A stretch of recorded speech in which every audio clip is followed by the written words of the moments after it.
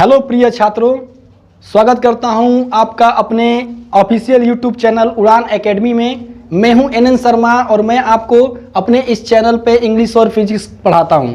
मेरे प्रिय छात्रों, आज मैं आपको फिजिक्स का ही एक बेहतरीन और लाजवाब लेक्चर देने वाला हूं, जिस लेक्चर का नाम है मोशन यानी कि गति।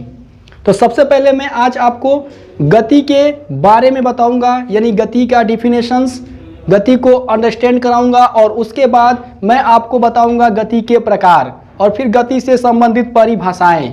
और इस तरह से इसका 2 या 3 लेक्चर्स होंगे वीडियो के।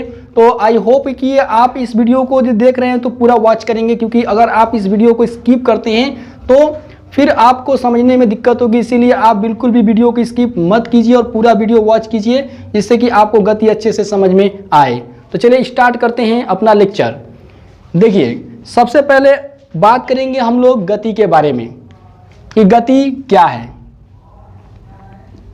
गति, जिसको अंग्रेजी में हम कहते हैं मोशन।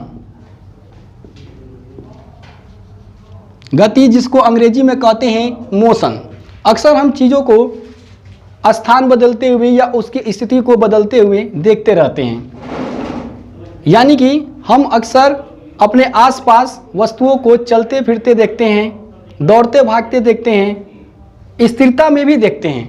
मतलब हम अपने आसपास अलग अलग वस्तुओं को, अलग अलग चीज़ों को हम अलग अलग तरीके से अपनी स्थितियों को बदलते और उभरते हुए देखते हैं। तो गति का मतलब क्या होता है? गति का मतलब क्या होता है? गति का मतलब होता है किसी वस्तु के द्वारा अपनी स्थिति को बदलना। मतलब अगर शॉर्टकट में मैं बात करूं तो अगर कोई वस्तु अपनी स्थिति को बदल रहा है, वो भी समय के सापेक्ष, तो हम कहेंगे कि वो गति कर रहा है। जैसे फॉर एग्जांपल, मेरे पास ये पथ है, ये एक पथ है यानी कि एक रास्ता है। इस रास्ते की लंबाई मैं मान लेता हूं कि L मीटर है। इस रास्ते में अलग अलग बिंदु हैं। मान लेते हैं कि एक कोई व्यक्ति है जो फिलहाल में इस बिंदु पर है, यानी कि अब ए की स्थिति कहाँ पर है? ए की स्थिति इस बिंदु पर है। अगर ए अपनी स्थिति को बदलता है तो यानी कि वो कहाँ पे आ जाएगा? अब मान लेते हैं कि पर्टिकुलर पॉइंट यानी कि एक विशेष बिंदु यहाँ पे आ जाएगा। तो अगर ए यहाँ से चलकर यहाँ तक आया है तो ए ने अपनी स्थिति को बदला है। और जब ए की स्थिति यहाँ से यहाँ तक बदली है, यानी कि ए की स्थिति इस बिंदु से इस बिंदु पर आके बदली है, तो इसका मतलब ये हुआ कि ए की स्थिति के साथ समय भी बदला है। क्योंकि ए अगर इस बिंदु से इस बिंदु तक आया होगा तो कुल मिला के यहाँ से यहाँ तक आने में उसने कुछ समय लिया होगा। तो कहने का मतलब क्या है कि ए ने अपनी स्थिति समय के सापेक्ष बदलकर यहाँ तक आया है। मतलब कि ए ने अपनी स्थिति जिस समय बदली थी समय के सापेक्ष, उस समय ए गति में कहा जाएगा।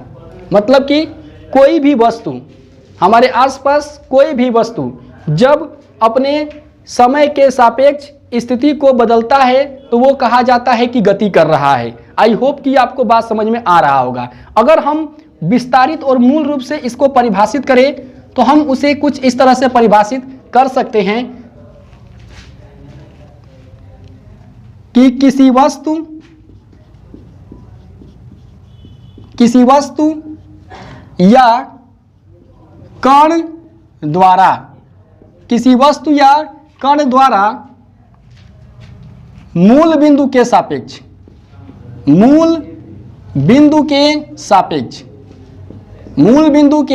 सापेक्ष, मतलब कि कोई भी वस्तु या कण होगा तो अगर वो अपनी स्थिति को बदल रहा है तो किसी न किसी ओरिजिन यानी कि ओरिजिन पॉइंट यानी कि मूल बिंदु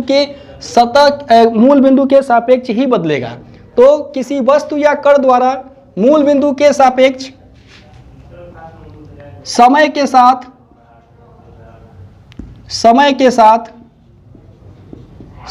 साथ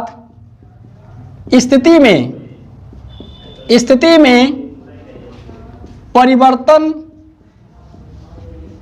होना गति कहलाता है। गति कहलाता है।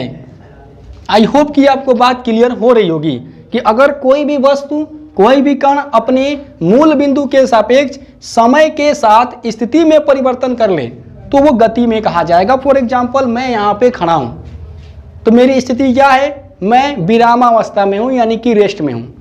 लेकिन अगर मैं चलना ऐसे शुरू कर दूं तो यानी कि मैंने क्या किया, समय के साथ अपनी स्थिति को बदल लिया, तो इसका मतलब कि मैं गति में कहा जाऊंगा। तो आई होप कि क्लियर हुआ होगा कि गति यानी कि मोशन किसे कहते हैं। तो किसी भी वस्तु या कण द्वारा उसके मूल बिंदु के सापेक्ष समय के साथ स्थिति में परिवर्तन लाना ही गति कहलाता है। यानी कि फॉर एग्जाम्पल, एक और मैं आपको गति को समझाने के लिए उदाहरण देता हूं।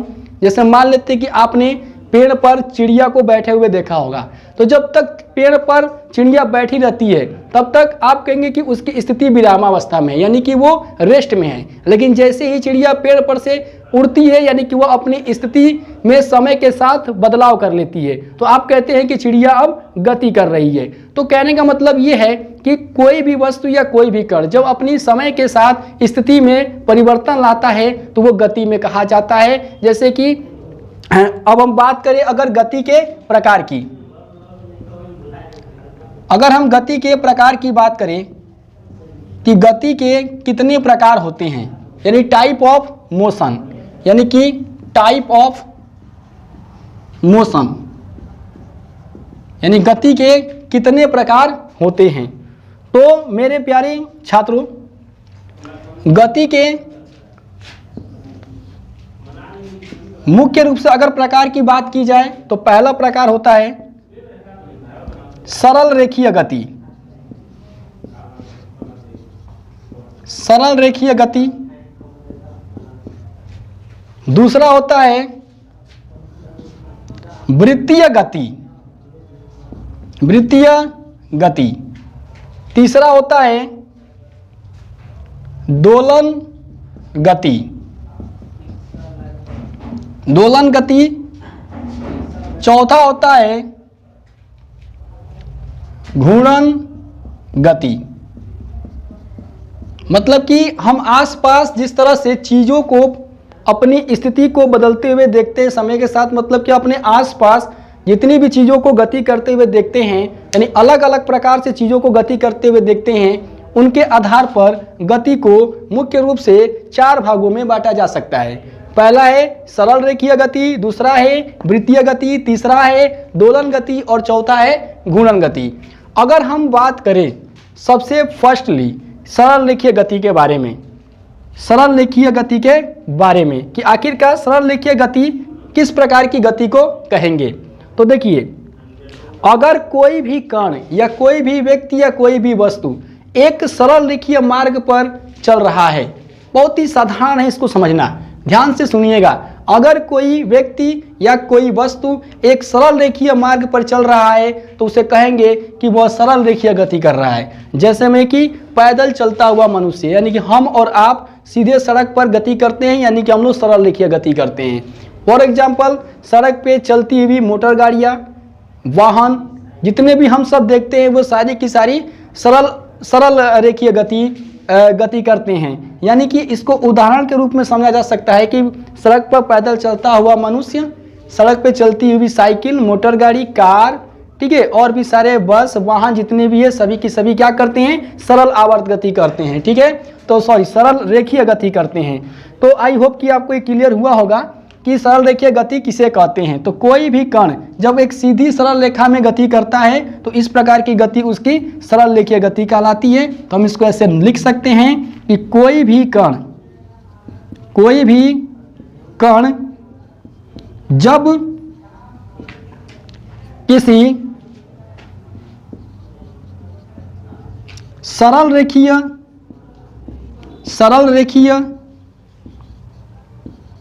सीधे पथ पर गति करता है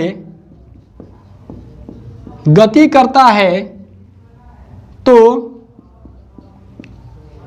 इस प्रकार की गति को सरल रेखीय गति कहते हैं। सरल रेखीय गति कहते हैं। आई होप कि आपको क्लियर हुआ होगा। जैसे कि सड़क पे जितनी भी प्रकार की वाहन हम चलते हुए देखते हैं, सभी की सभी वाहन एक सीधी सरल रेखीय पथ पे चलते हैं, यानी कि उनकी गति जो होगी सरल रेखीय गति होगी। अगर बात करें हम दूसरा गति का प्रकार यानी कि वृत्तीय गति के बारे में, तो वृत्तीय गति क्या होता है? तो मेरे प्यारे छात्रों, जब कोई कण किसी वृत्ताकार पथ पर गति करता है तो उसे हम कहते हैं कि उसकी गति वृत्तीय गति है। अगर आपको और अच्छे से समझना है तो देखिए, अगर कोई कण किसी वृत्ताकार पथ के परिधि के परिधि पर चारों ओर चक्कर लगाता है तो इस प्रकार की गति को उसको क्या कहेंगे? हम लोग वृत्तीय गति कहेंगे। फॉर एग्जाम्पल कि अगर मान लेते हैं कि ये हमारा जो पथ है वृत्तीय पथ, आप देख सकते हैं, अगर इस पथ पर मान लेते हैं कि कोई कण है P, अगर वो साइकिल चला रहा है और साइकिल किस तरह चला रहा है? तो इस वृत्ताकार पथ के परिधि के चारों ओर वृत्तीय पथ बनाकर चला रहा है, तो हम कहेंगे कि इसकी गति वृत्तीय गति है। ठीक है, तो आई होप कि क्लियर आपको ये बात हुआ होगा। तो वृत्तीय गति का मतलब होता है कि किसी भी कण द्वारा किसी वृत्ताकार पथ पर, ठीक है, यानी किसी भी या कोई भी कण जब किसी वृत्तीय पथ पर गति करता है तो उसकी गति को कहते हैं वृत्तीय गति। ठीक है, जैसे में और भी सारे एग्जाम्पल हो सकते हैं, जैसे कि जब आप साइकिल चलाते हो ऐसे उसको गोल गोल घुमाते हो तो वो भी आप कह सकते हो कि आप उस समय वृत्तीय गति करते हो। डिफाइन इस तरह से कर सकते हैं वृत्तीय गति को, यानी कि सर्कुलर मोशन को, कि जब कोई कण किसी वृत्तीय पथ या कह सकते हैं कि वृत्तीय मार्ग पर गति करती है तो इस प्रकार की गति वृत्तीय गति कहलाती है। वृत्तीय गति कहलाती है। आई होप कि आपको ये बात क्लियर हो रही होगी। बहुत ही साधारण सी बात है और मैं इसको साधारण तरीके से ही बताने की कोशिश भी कर रहा हूँ। इसके बाद है आपका दोलन गति। देखिए, दोलन गति अक्सर हम अपने आसपास ज़्यादा तो नहीं देखते हैं, लेकिन कभी कभी जब सावन का महीना आता है तो उसमें आप देखते होंगे कि जब कोई छोटे बच्चे या कोई अन्य भी व्यक्ति है जो कि झूले पर जब बैठकर झूला झूलता है तो आप क्या देखते हैं कि एक बार झूला आगे की तरफ जाता है एक निश्चित बिंदु से, और एक बार जब वापस आता है तो उसी तरफ एक निश्चित बिंदु की तरफ आता है। मतलब एक बार जाता है एक बार आता है, मतलब कि वो क्या करता है, वो एक गति करता है, यानी कि पहले वो एक निश्चित बिंदु से अपनी स्थिति को इधर लेके जाता है तो फिर वापस उसी बिंदु की ओर आता है, फिर वो उस बिंदु से इधर जाता है, फिर उस बिंदु की ओर ही आता है। मतलब हम कह सकते हैं दोलन गति को कि जो हम झूले की गति देखते हैं या घड़ी में जो पेंडुलम की गति देखते हैं वो एक दोलन गति है। या कह सकते हैं कि अगर कहीं कोई तरंग या वेव अगर कहीं वाइब्रेट हो रही है तो उनकी भी गति दोलन गति ही कहलाएगी। मतलब इसको हम कह सकते हैं कंपन गति भी। आई होप कि आपको बात क्लियर हो रही होगी। तो हम ये कह सकते हैं दोलन गति के बारे में कि अगर कोई कण या कोई वस्तु, या कहिए तो कोई पिंड अगर अपने निश्चित बिंदु के इधर उधर गति कर रहा है, वो भी याद रखिएगा, एक निश्चित बिंदु के इधर और उधर गति कर रहा है, मतलब एक निश्चित बिंदु के इधर या उधर गति कर रहा है, फिर निश्चित बिंदु की ओर आएगा, फिर निश्चित बिंदु से इधर जाएगा, फिर आएगा भी तो निश्चित बिंदु की ओर, फिर जाएगा भी तो निश्चित बिंदु की ओर। तो कहने का मतलब यह है कि अगर कोई कण अपने निश्चित बिंदु के इधर उधर गति कर रहा है तो उसे ही कहेंगे हम दोलन गति। जैसे में आपने पेंडुलम वाली घड़ी देखी होगी, एक घड़ी जिसमें कि एक पेंडुलम होता है, पेंडुलम जो कि अपने एक निश्चित बिंदु से कभी ट्रू तो कभी फ्रो, यानी कभी इधर तो कभी उधर, कभी इधर या कभी उधर, इस तरह की गति करता है। तो उस प्रकार की गति को ही हम कहते हैं दोलन गति। तो हम इसको ऐसे डिफाइन कर सकते हैं कि जब कोई कण अपने निश्चित बिंदु से इधर उधर गति करता है। अब इधर उधर का मतलब है कि निश्चित बिंदु से एक बार इस साइड आएगा तो एक बार उस साइड जाएगा या वो कंपन करेगा। तो जब कोई कण अपनी निश्चित बिंदु से इधर उधर गति करता है तो इस प्रकार की गति दोलन गति कहलाती है। दोलन गति कहलाती है। आई होप कि आपको बात क्लियर हुआ होगा। जैसे में घड़ी में पेंडुलम की गति दोलन गति है, कोई व्यक्ति अगर झूला झूल रहा है तो उसकी गति दोलन गति है। ठीक है, और भी बहुत सारे व्यवहारिक उदाहरण जो अपने आसपास इस तरह के आपको देखने के लिए मिल जाएंगे। अगर घूर्णन गति की बात करें तो आपने बचपन में लट्टू नाचते हुए या घूमते हुए देखा होगा, या किसी कुम्हार के वहाँ चाक को घूमते हुए देखा होगा। आपने नोटिस किया होगा कि जो लट्टू है और जो चाक है वो एक ही अक्ष पर घूमते हैं। यानी कि जब कोई कण या वस्तु अपने अक्ष पर यानी अपने अक्ष के परितः घूमता है तो उसको कहते हैं कि वो घूर्णन गति कर रहा है। तो हम इसको ऐसे डिफाइन कर सकते हैं कि जब कोई कण या वस्तु अपने अक्ष के परितः घूमता है या अपनी स्थिति को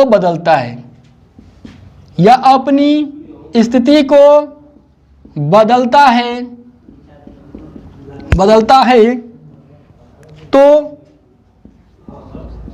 कण के इस प्रकार की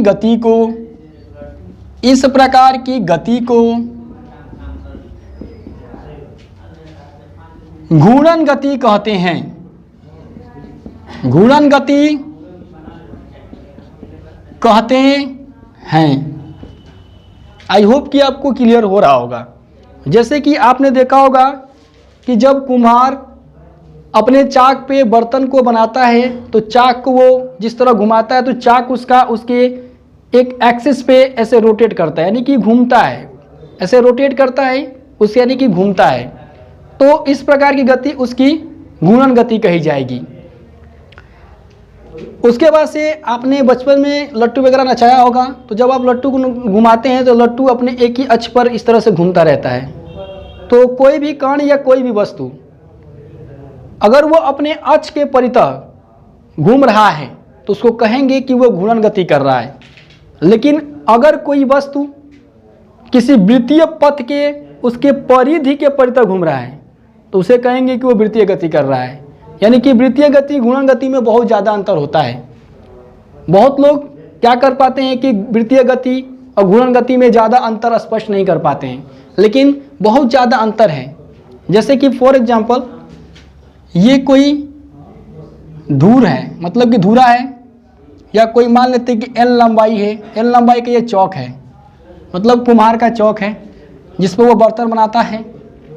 ये जो चौक है हमारा ये पूरा का पूरा चौक हमारे किसी न किसी अक्ष पर ऐसे टिका हुआ है, ठीक है, जो घूमने के लिए तैयार है।